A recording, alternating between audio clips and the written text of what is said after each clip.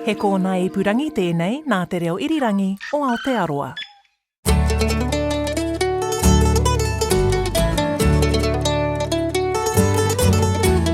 Nau mai, whakarongo mai, ki te aotai whenua. Welcome to Country Life. I'm Janina Schwannecker. Great to have your company. I'm Duncan Smith.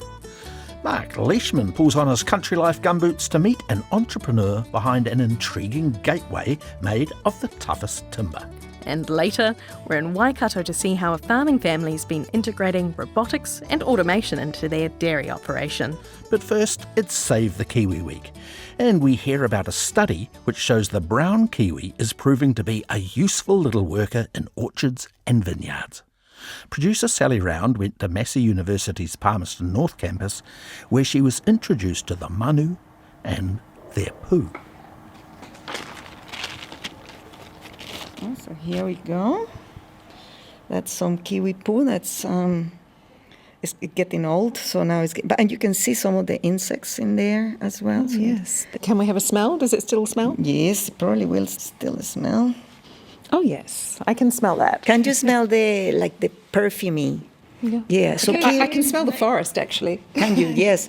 The kiwi poo actually doesn't have the same smell as any other bird poo, so that's how we can identify it for sure. So I'm in a lab with Isobel Castro, who's a professor of wildlife biology at Massey University.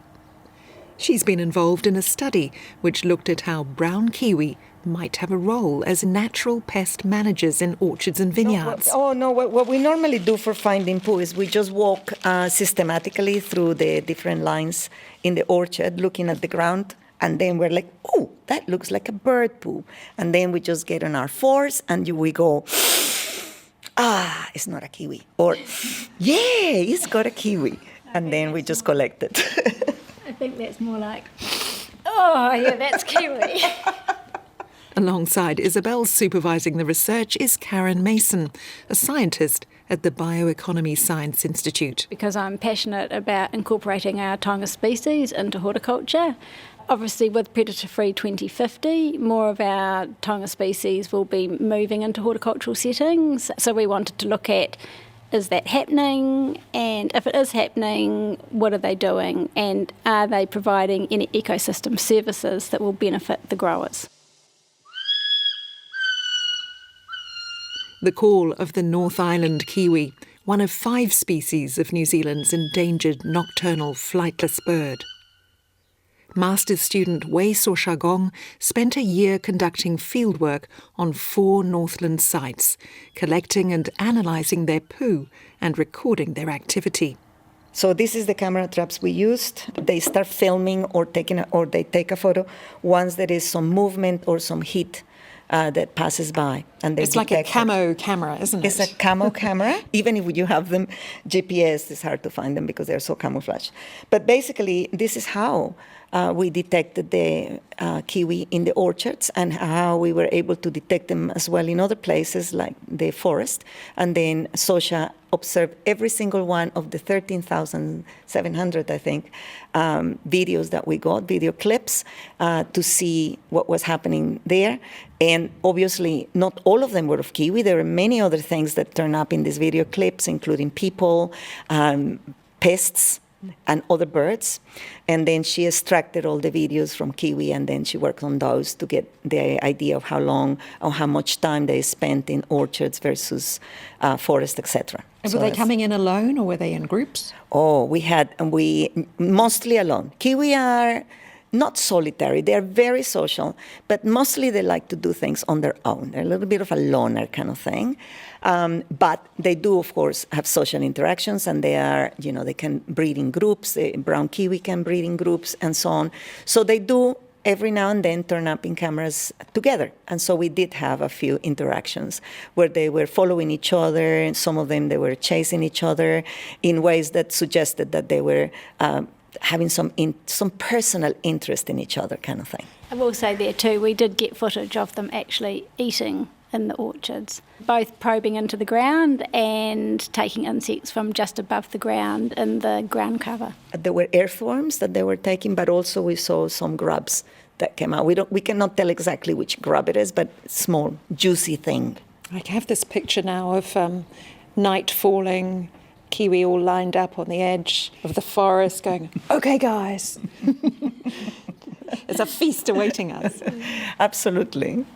I wouldn't be surprised. Kiwi forage the ground with their long beaks, and the study showed they were consuming a wide range of invertebrates. But they are consuming some very interesting ones, and where I think they can be really beneficial, and that is because they're consuming the likes of cicadas, and the Next Generation study we found that they were consuming a variety of different cicadas, the white fringed weevil and grass grub.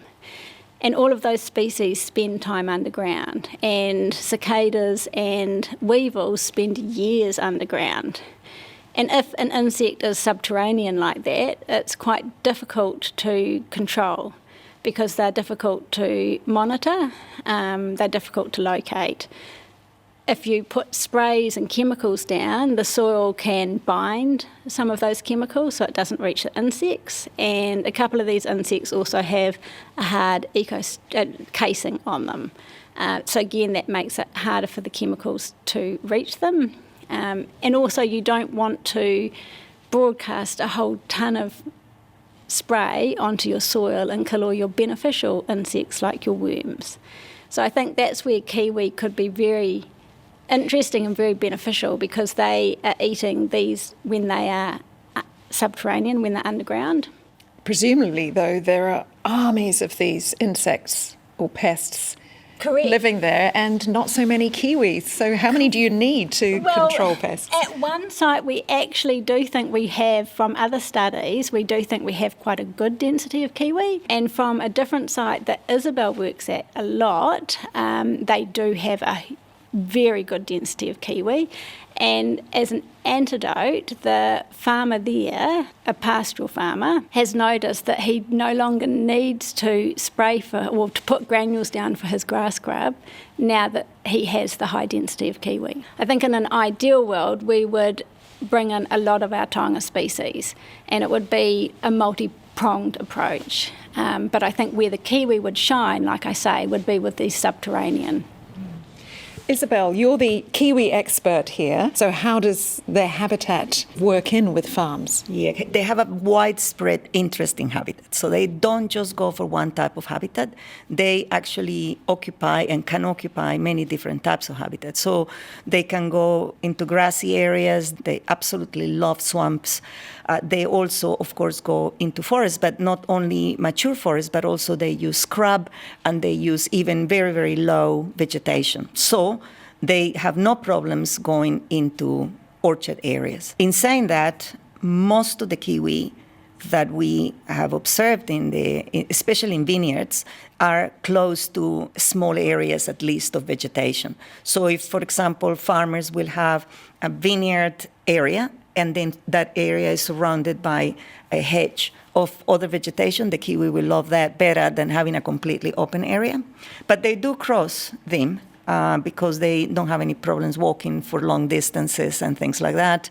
And probably they are not very worried about any predators, because kiwi are, when they're adults, they are reasonably large birds. They are not worried about being preyed on. Not that they should not be these days, because we have cats and dogs, but back in the day, kiwi was like the king and queen of the forest.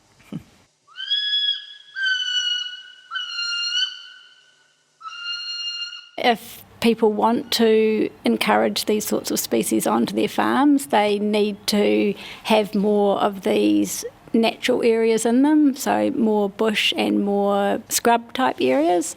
And I think one of the implications for farmers is that they can market this. We obviously need more research. We need to understand it much more. This is really a first brushstroke, if you like to say. But if you could show that you can set your system up to be friendly to kiwi or to other taonga species, you could market kiwi-friendly kiwi fruit, kiwi-friendly wine. That can also be said about the having the taonga species for the farmers, is that then they probably don't need to use so many chemicals in their orchards, because the birds will be doing that job, or at least partially. It could be totally. Karen and I get very excited about things like fantails, piwaka waka, and grey warblers, riro riro, because they also, like kiwi, they're not interested in fruits. They're only interested in insects. And you can have large numbers of them. Different from kiwi, piwaka waka, and riro riro, they are in the canopy. So they could prey on those insects that are really important for some of these areas that the kiwi might not be able to. Talk about birds, and immediately vineyard owners, farmers might be worried that they'd be going to take their crop. Yes, and we actually, again, we need a lot more research around it. We did do a small study where we looked at tui to see if the tui would come and eat fruit. We offered them sugar water, wambaroo, which is like a nectar substitute, and we offered them fruit, and they never touched the fruit. Having said that, we do know that tui will eat fruit, particularly if it's been opened by another bird. In the likes of apple orchards, it's quite easy to mitigate because you harvest the fruit before it's ripe. How can farmers harness this branding, as you're talking about being, Kiwi friendly, whatever? How can they go about doing that in a practical sense? Well, so that's where we do need more research. So in Zosha's research, it was really interesting because we had the 4 sites, and in 3 of the sites, the Kiwi were captured on camera more often in the surrounding bush than they were in the orchard. They did come into the orchards, but they were captured more often in the surrounding bush. At one site, they were captured more often in the orchard than the surrounding bush. Now, there was some quite standout things about that site, but at the moment that's just us looking and going, well, we think it could be because of this or that. We had another site that was similar on one level, but then it had something different as well, like it had windbreak around 2 sides of it and a road around the other 2 sides, so that might prevent the kiwi from coming in. What do you think was the attractive thing for that one kiwi coming into the orchard? Well, the 2 things that I would guess at is that it had a full canopy cover. So it was a kiwi fruit orchard and it was a mature kiwi fruit orchard. So it had a full canopy cover, so the soil was always staying moist. They let the grass grow a bit long. They didn't keep it really tightly mown. And the other thing is they did have lighter soil. So, if you've got a light, moist soil, that's really easy for the kiwi to probe into. That said, kiwi actually spend up to or over 85% of their time foraging above the ground. So everyone thinks probing, but they do spend a lot of time foraging above. So in some sense it was mimicking the forest, that canopy of the kiwi fruit. Yes. And I think, these are the important things that we need to understand. If we're moving towards predator-free 2050, we need to know that these birds are going to start, more different sorts of birds are going to start coming into our horticultural systems. We need to understand, how do we make them attractive, how do we keep the birds safe, and how do we keep the birds out? Because, that would be a thing as well. For example, imagine a kaka, maybe not just one kaka, but maybe a flock of kaka coming into an orchard and loving your apples or some of your other fruits, or even grapes. They might decide they want to go for that. So you might want to have some species that you don't welcome so much, but then you encourage them to go away from your orchard, and some species that you want to bring in. It could be possible that a farmer might decide, we want to welcome a tui to come to our orchard. They'll have to manage them because they do like fruits. So they might say, we'll provide them with sugar water, and the tui will come to the sugar water and prevent your kaka from coming in and stealing all your fruits, because the tui would be so dominant over that sugar water that even if the kaka cannot drink it, they will make sure that they don't get close. So, just little things like that could be interesting that you could do. We're not saying that this is absolutely going to work, but it seems like an opportunity to try new things and to use our native species to be part of our lives and perhaps to help us in some way.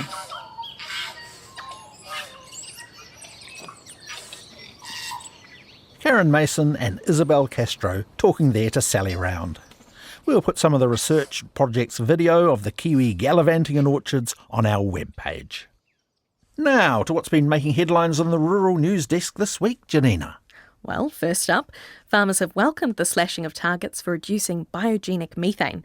That's the greenhouse gas which comes from biological sources like livestock. The government has set the new target at 14 to 24% below 2017 levels by 2050.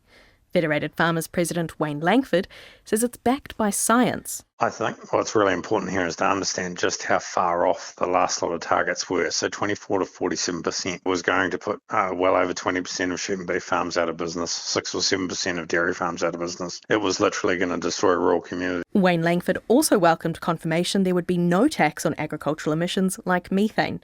Meanwhile, Victoria University of Wellington professor and former Climate Change Commissioner James Renwick says it's a major step backwards in ambition and in climate action. Sure, it follows this idea of no additional warming, but it does not follow the science behind stopping warming at 1.5 degrees, which we're virtually at already. We really need to be pulling out all the stops and reducing emissions of everything we can. And anything significant out of the local election results?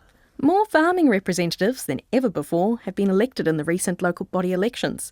10 current or former provincial federated farmers presidents have been elected, and 2 farming candidates will now sit around the Environment Southland and Horizons Regional Council tables. There are signs the wider economy might see some benefit from booming meat and dairy prices internationally. Yes, an uptick in tractor sales is among signs strong primary exports are starting to flow through to other parts of the economy. Senior BNZ economist Doug Steele says while farmers have focused on paying down debt over the past 12 months, spending has grown in the 3 months to August compared to the same period last year. The likes of tractor registrations up 11% on a year ago. Farm building consents up 6%. We see more rural property sales. They're up 38%. Some of those numbers sound quite strong, but it's off that very low base. So we wouldn't suggest that there is a heck of a lot of spending going on, but there is more than a year ago. And just a few other business stories we covered this week, Duncan. Watties New Zealand has told Hawke's Bay growers of beetroot, corn and tomatoes that it won't need as much of their crop this year. It says that's due to dropping demand for locally grown product and more imports. Peach growers were told the same last month. The government is investigating Watties' claims that imports of fruit are being dumped in the New Zealand market. Meanwhile, Barker Fruit Processors in South Canterbury will see its $60 million factory expansion come to fruition later this year in efforts to future-proof the business. And the Irish company Dawn Meats has sweetened its offer as shareholders prepare to vote on the deal next week. Dawn Meats has increased its proposed investment from $250 million to $270 million, following stronger than expected year-end results from Alliance. And as I say, we'll know more next week. Voting closes at 11:45 on Monday the 20th. And lastly, tell me about this new climate-friendly apple. Well, the Tutti is the first apple in the world bred specifically for hot climates, and it's won a major award. First place in the fresh produce category at awards associated with a leading international trade fair called Fruit Attraction.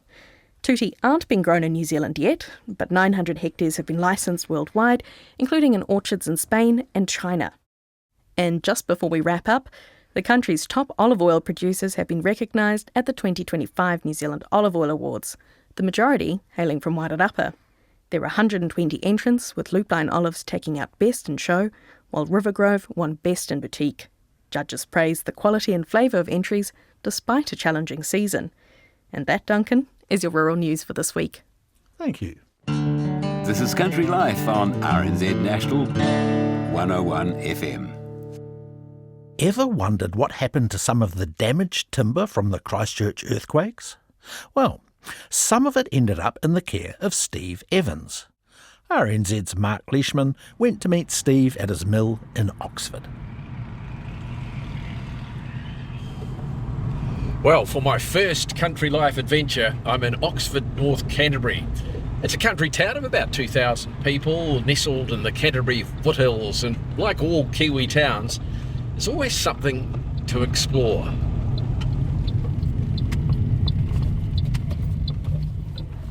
Well, I've just pulled up at a rather intriguing address, very rustic, almost medieval entrance. It's a mix of river stones, no doubt from the braided rivers nearby, like the Waimakariri or the Aire, and aged wood with these sentinel-like pointed upright poles. They look like giant lead pencils. And they bear the sign for the business called Ironbark Re-Engineered.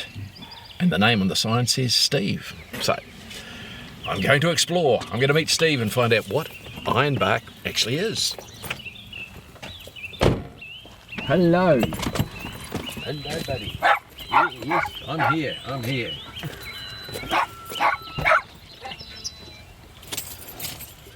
G'day, you must be Steve.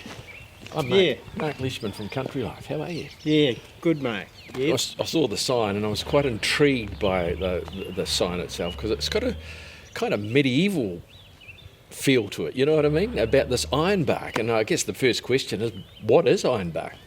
Well, it's actually an Australian hardwood. It's one of the eucalypt species. Most people don't really know what it is, but if you relate it to jarrah, most people know what jarrah is. Yeah. And that's just another. Ironbark is actually a lot harder than what a jarrah is. Yeah. And so, I mean, where do you get it from? And you seem to have copious quantities of it here. You're not running out. No, that's for sure. It comes from, a lot of the product we've got come from the Littleton wharves. After the earthquakes, a lot of those got damaged, and they were and still are being replaced. Concrete going that way, I presume. It's all concrete now, is it? No, I think there's still a lot of ironbark being used, but new stuff that's coming in from Australia. So you can still get brand new ironbark? Yeah, definitely. Oh, okay. Yeah, it's one of the species that's continually logged over in Australia, and a lot of it is imported in here for cladding, flooring, decking, internal beams, rafters, yeah. But ironbark hasn't always been his calling. His varied career began baking pies as a pastry chef. I did my apprenticeship and then I got out of it, and I enjoyed hunting, so I went hunting after that. Joined the Forest Service for a while, deer culling, then got into helicopters. Yeah. What was with Tim Wallace those days of tasting deer from the chopper? Yeah, hunting first and then getting into live capture. Pretty adventurous stuff. Yeah, you can reminisce all day. But yeah, after that I went fishing, bought a fishing boat and went commercial fishing for a while. And then got into the wood? I was logging and ended up having an accident in the bush and had to get out of there while I mended for a couple of years. So we ended up buying a small takeaway, which we turned into a takeaway bakery. Yep. And a few years in there got me over being inside again. So yeah, my son then started flying. We got out of that and I just wanted something different. So we ended up doing a bit of logging, got into a bit of firewood, and discovered also landscaping. Steve loves his machinery, from bandsaws, the ubiquitous chainsaws of all lengths, but his favourite would have to be a Kiwi classic, an impressive circular saw. So Steve, tell us about the machine. This is what's called a Mahoe super mill. This is a friction mill. The blade and engine system runs up and down on a big beam. Right. And the speed's controlled by the lever friction lever. Yeah. So Mahoe, it's a Māori word. It's a local brand.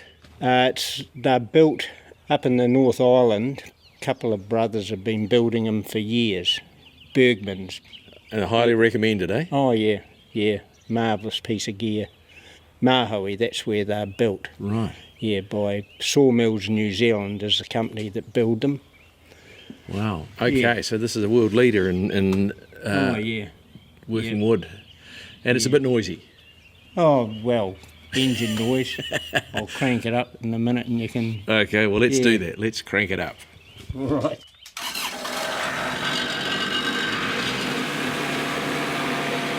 Steve, how did you get into this business?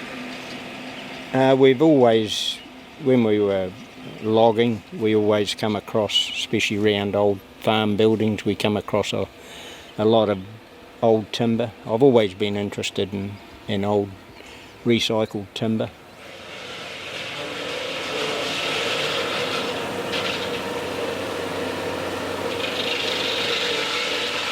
We started collecting it and mainly turning it into landscaping product. And as we got more and more of it, we started looking what we could do, get better value out of it, and also give it some longevity rather than turn it into firewood or, just turn good product into landscaping stuff that could otherwise get away with a bit of inferior stuff.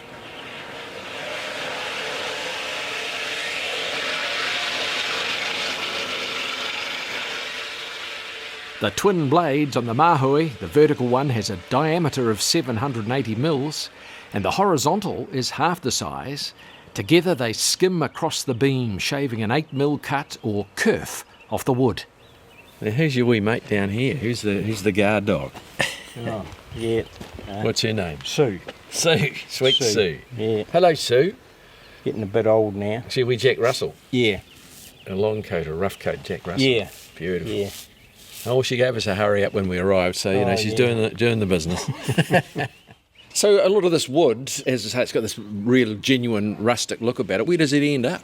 It mainly ends up in new builds. We do landscaping. The stuff that's not structural enough for new builds goes into landscaping. Right.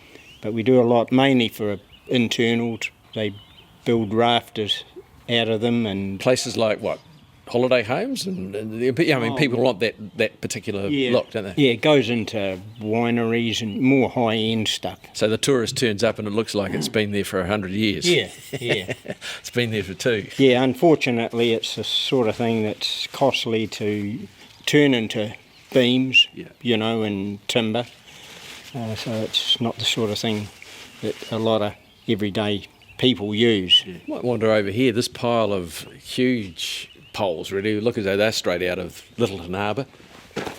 Yeah, the ones with the driving points. So they're pointed, they look like I described it like a pencil, a lead pencil upright. A lot of people think they look quite like a Viking type helmet, but they put them on there just for the ease of driving them into the harbour floor. They're called a driving point, and they've got a solid arrowhead end on them, and then they've got 4 actually bits of steel welded to them. Yeah, which come to a point.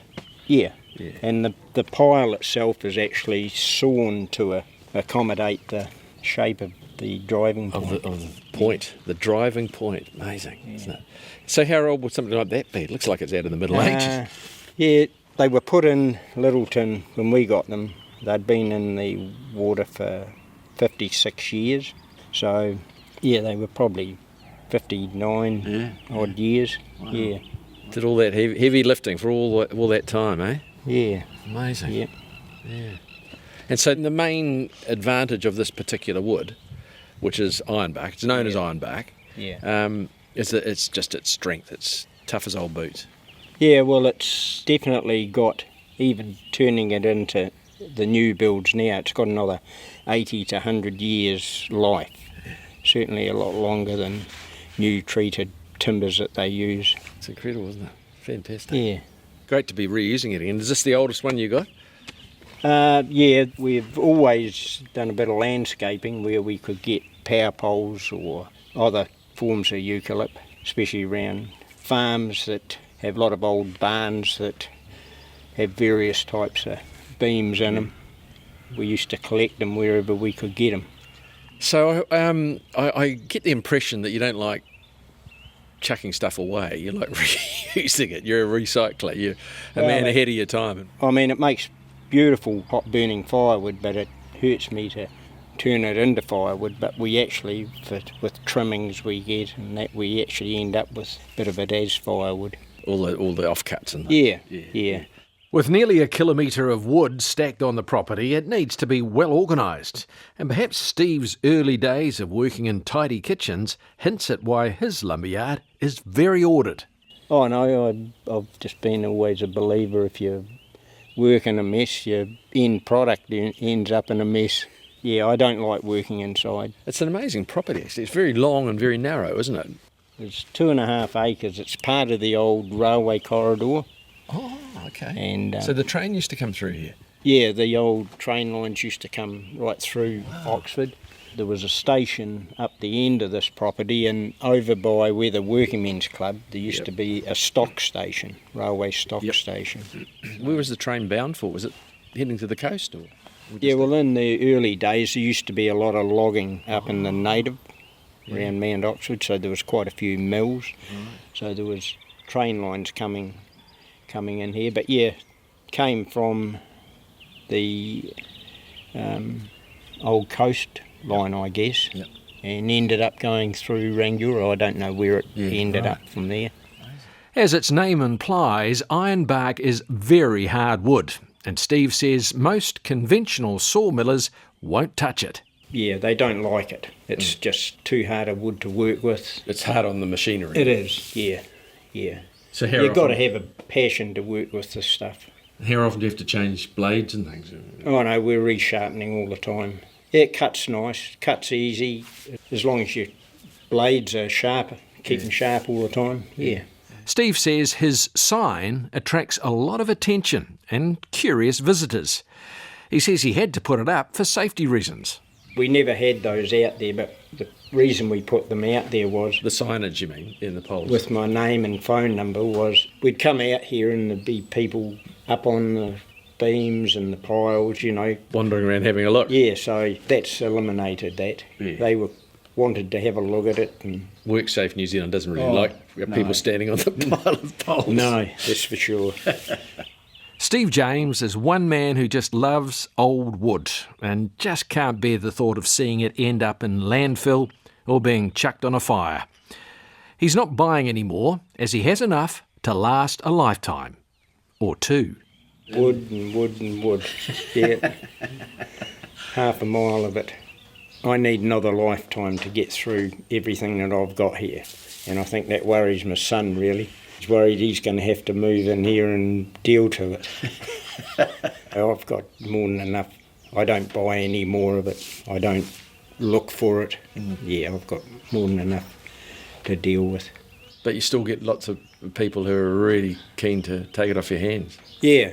Oh, yeah. I mean, it's a commodity that's becoming scarcer by the day as wharves all over New Zealand and rail bridges get pulled down. It's not there anymore, and it doesn't deteriorate. You know, it keeps good. Steve Evans talking to Mark Leishman at his recycled timber yard and sawmill in Oxford. Check out the photos and video on rnz.co.nz/countrylife. My name is Hamish Best. I am a sheep farmer and meat retailer from Conscious Valley in Ohariu Valley, currently sitting out on the farm looking out over the Cook Strait. You're listening to Country Life on RNZ National. This Tirau dairy family proves just because you've been farming the same land for generations doesn't mean you have to keep doing things the same, as I found out when I paid them a visit. One cow. The first calf born on the property. Oh, wow. From the original herd. Yeah. She's still number one. She's a big girl. She looks really yeah, so parties in here, but you pet cows? Some you would have reared from calves? Oh yeah, most of them. Yeah. They're very tame, very calm girls, which is nice. That's raise them. They've been here the whole lives, so we've got a few that I've got name tags for this year. Brett Coubrough and his children Linda and Tim have also spent most of their lives here on the family farm, though admittedly each has had some time off farm doing something different. The property has been in their family for 117 years. Brett Coubrough. I am the owner, manager / retiree of the farm. And I'm Linda Coubrough, daughter of Brett, and farm worker / a little bit of everything. A little bit of everything, bit of a general hand. Yeah. How long have you guys been on the property? My grandparents bought the property originally, and it's been farmed in the family ever since. So it's 1907. So we're 117 years this year. So Tim and me are 5th generation, and it's been a dairy farm the whole time, all the way through. So great-grandparents were that chaff cutting, and they had a few cows, and supplied the first milk plant down here in Tirau, and then we joined Fonterra and have been Fonterra ever since. The total farm is 76 hectares, but it's 71 effective. We milk we try and milk around 150 cows. We've reduced it back to, from the days when we used to have share milkers on this place, they were running around 230 to 250 cows, and we've reduced it back to 150. We're doing nearly the same production as they did due to be able to feed the cows better. And raise the young stock. So our calves and our yearlings are on farm their whole life.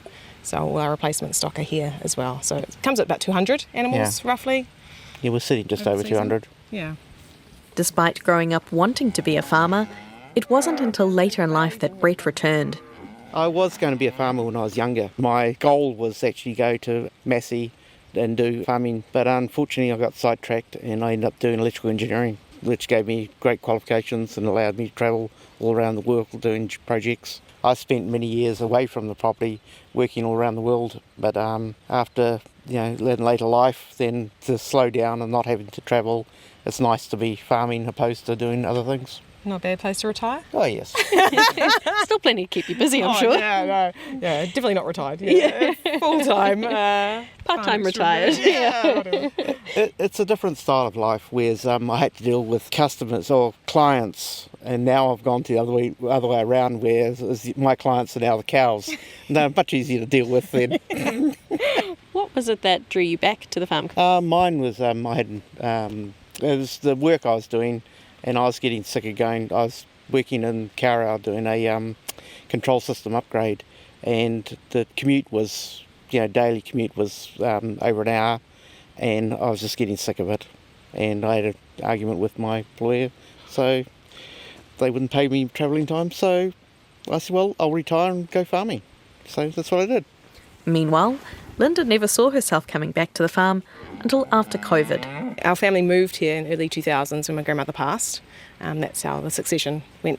Dad came back to run the property after she was managing it with share milkers. And so we came across, me and my brother, as teenagers. Imagine leaving the beach to come to a place in the middle of nowhere. It's always a fun time, and we spent a lot of time at school because we had to commute to Cambridge and back. And then for both of us, we just wanted to go as far away as possible, and as all kids do.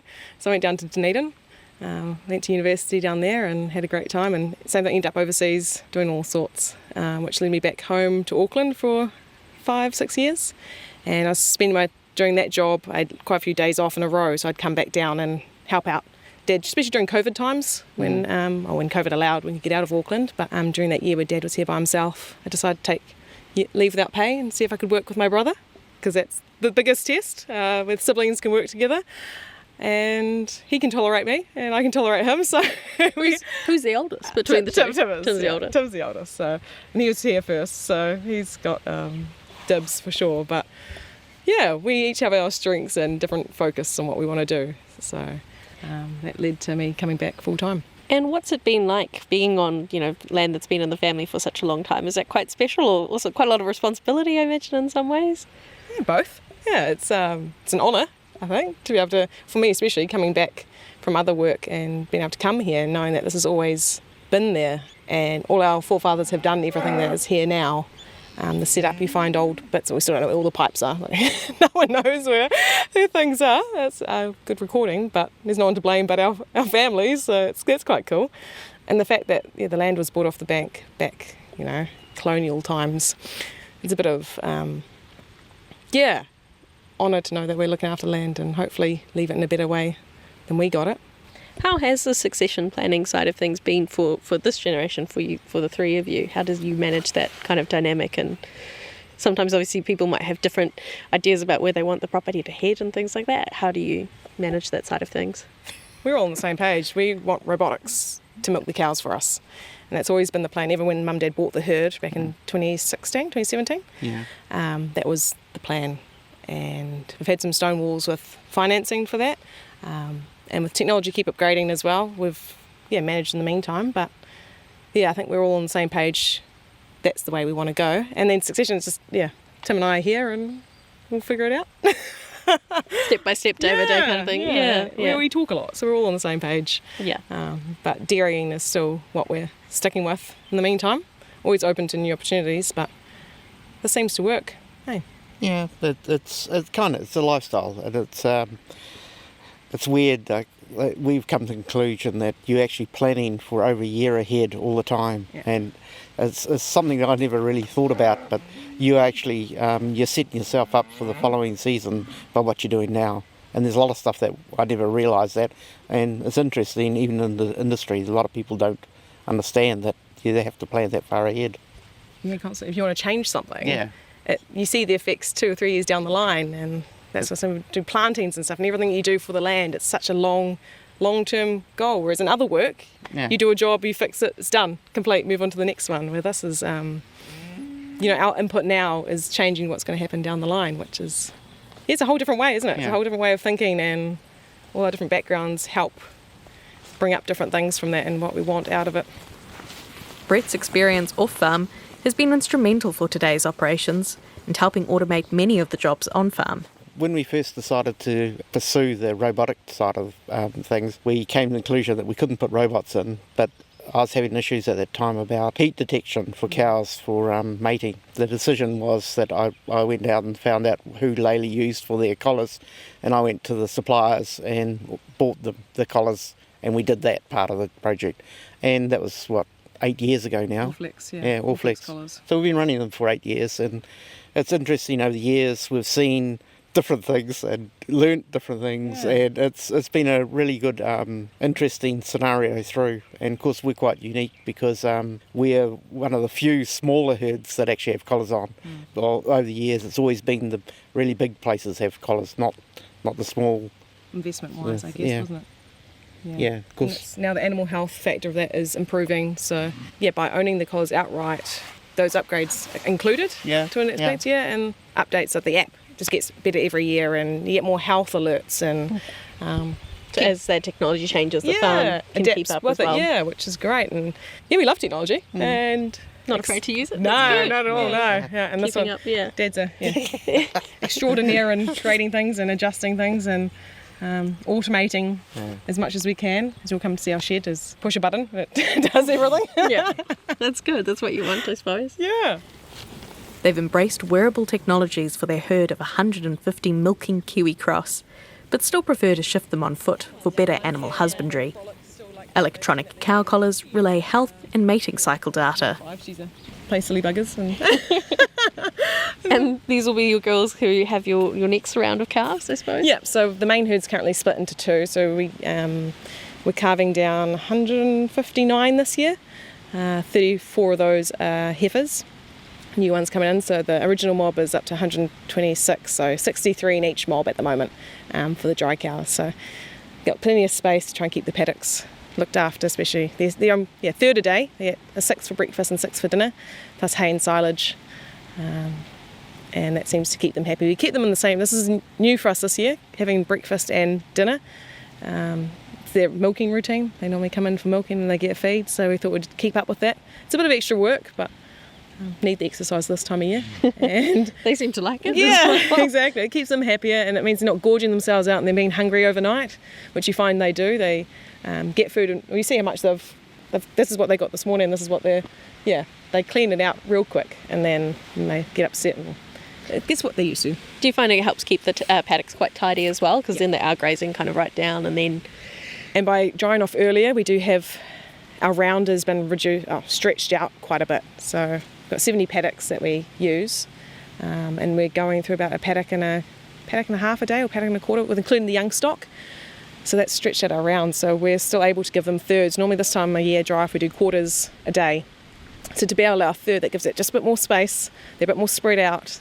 They're not pugging the ground. The ground's staying, it's still been dry. So, and we don't back fence them either, so they've still got access to the whole paddock. They can sleep where they want to, where it is dry, and they sleep in the hay. Some of the hay's wasted, but we know they use it for bedding. If they keep them warm and cosy at night, that's a better trade-off. And sprinkling seed out in the grass too, actually. It's a different way of reseeding. It might be an annual, but the hay really helps with their rumination. We aim for about 400 minutes of rumination is the goal. So we keep an eye on that at the shed. Shall we carry on to the shed and see? Yeah. Brett's handiwork as a former electrical engineer is most evident at the revamped milking and calving sheds. Here, automation and a little bit of customisation have helped make milking a breeze. This is what we put in last year. This is our improvement. All matting in the yard. Just makes it a bit nicer for them when they're standing around. It reduced our lameness to just about zero. Last season. Wow. Just a huge, it wasn't the plan, that was not why we did it for, but the benefits. We've always had matting in the herringbone itself, but doing the actual whole yard. And how long does milking take us? 2 hours maximum on like calving days, but it's only an hour and a half or an hour in the afternoons. And to know that they're standing out here on the matting, some sit down. They're just that comfortable. Yeah. Because the problem is they're bringing stones in between their hooves, and then they drop them out on the yard, and then they stand on them. The concrete, yeah. So how do you get rid of the stones? You know, they're in the races. You just can't get rid of them out of the races. So basically, they're not walking on concrete anymore. So now with the mats, the stones drop out, and because the mat takes the pressure, it bends in, it doesn't bend into their feet. Yeah. And it's solved, so many problems. Yeah. Because the longest that they walk is about a k and a half, is to the furthest corner. But otherwise, most of the paddocks are relatively very close to the shed. But the longer days, so it's not the distances, we haven't got the distance problem, but it's, so highly recommend. Every year we try to do something to encourage them. That's with the cup removers as well, you can see in there. Even though we're working our way towards robotics, it hasn't stopped us from improving what we've already got to make it as efficient as possible, right? Is this the side of the original cow shed? Yeah. It was turned around. It used to be the opposite 90 degrees the other way, and then they turned it around to make it bigger, because I think it was only a 10-a-side originally, and then they upgraded it to 12-a-side, and then they turned it around and made it a 19-side, and that would have been done back in around the 70s, so pretty old. But obviously you guys are making changes to it as well, and help making it work for you guys in the operation today. I've had to go through and put new roofing iron on the other sheds, because a lot of that was from back in the 50s. So it's amazing how things disappear. So, and if you don't go and replace the roofing iron, then you get other problems. Are there other kind of technological advantages you can point out? Come on in. Yes, it's automatic cup removers. We have. You can even see things. We have a display showing our temperature of our vats, how much milk's in the vats. While we're milking. We see drafting, what cow went through the draft gate, and the last 4 cows through the draft gate, so you can see which cows disappeared. So we have automatic drafting. If someone's missing an EID tag, you can spot it. Yeah, so it will come up 777. Oh no, it won't come up because you can't see a missing tag, so she'll just go straight through. But if it's got a tag that you haven't put in the system, it will just come up and write 777. So we use that at for the heifers. When the heifers come in, we can actually draft all the heifers out really easily, and then put new tags on them and assign their new numbers and do that. So it makes life a lot easier. And I can see the snack machines as well. Nice. Encourage the girls to come on in. Yeah. And after calving, we manually put in, so we pull the lever, give them a dose of, is it PK? Magnesium and lime flour. Calcium, calcium and magnesium. We individually dose the amount of grams they need per cow and mix it in manually. It just takes a bit more time, but we know each individual cow is getting the supplements that they need, and that's helped our milk fever, and everyone's getting the supplements that they need. Except for that one cow that doesn't want to eat their meal. There's always one. There's always one. You can keep an eye on them though. But we do that for a fair way through the season actually. Yes. Quite a few months. Having the automatic cup removers, does that make it easier in terms of staffing as well and things like that? Yeah, it's set up now for a 1-person operation. Yeah. So we still milk with 2 people just because it's easy and it's faster. And to load them in properly and to avoid any of those kind of incidences, and it's company. And I suppose there's always a health and safety element. Oh, for sure. So all sorts of benefits. So it is set up for one. Yeah, so if we have weekends off or someone else to go away, then one can stay back and milk the cows, no problem at all. Especially in summertime, if just once a day, then you just need one person around to milk. Inside the shed is a whole different story. We've got this beast. Yeah. Giant. Power supply. Power supply, because with the power cuts that we get regularly, especially with our calf feeders, they're all electricity based. Cow goes out, we can't feed the calves, so... Yeah, no, you want to have your own set up there. And then we've always had the chiller unit. You guys bought that, that's our... Oh yeah, that's, milk gets chilled as soon as it comes we from the pre-chill house. the milk before it goes to the vat. Yeah. And the vats have their own individual chillers on them as well. Yeah. So we actually have backup. So if that fails, the vat chillers will pull the milk down anyway. If the vat chillers have failed, that's already pulled it down to 5 degrees. Yeah. So either way, we're still covered from Fonterra. So. And the generator to cover that. Back up. So all our cleaning system's all automated. So we've got valves on hot water, your recycle valve, cold water, and vacuum. And that's chemicals as well. It's all set up and has a sequence at the end of milking. We just put the cups up. Yeah, you put the cups up. Come in, push the button, and it's got a countdown, 80 seconds countdown. To push the milk through the lines into the vat, and at the end of that it'll start flashing at you. You isolate the vat, push the button, and then walk away. And hose down the yard, yeah. So the machines will dose. Dad's programmed all the dosing units. All the alkali or acid is all pre-dosed. It's set up to go in. You can see on the list. So during Mondays and Thursdays, it does a hot wash, so twice a week, and it's already programmed. Just automatically does it for you. So Mondays and Thursdays it does acid alkali washes, and then all the rest the of it. computer knows how to do all by itself. Yeah. So you don't have to do anything. Yeah. Brett Coubrough there with his daughter Linda. The family's just finished with calving for this year, and all that automated machinery has certainly come in handy. I was speaking to them at their family farm near Tirau. And that's this week's Country Life. Thanks for joining us. You can also find photos and more information about the stories in this episode in our show notes. And we love getting your feedback and ideas for future stories. You can reach us country@rnz.co.nz. We'd hate for you to miss an episode of Country Life.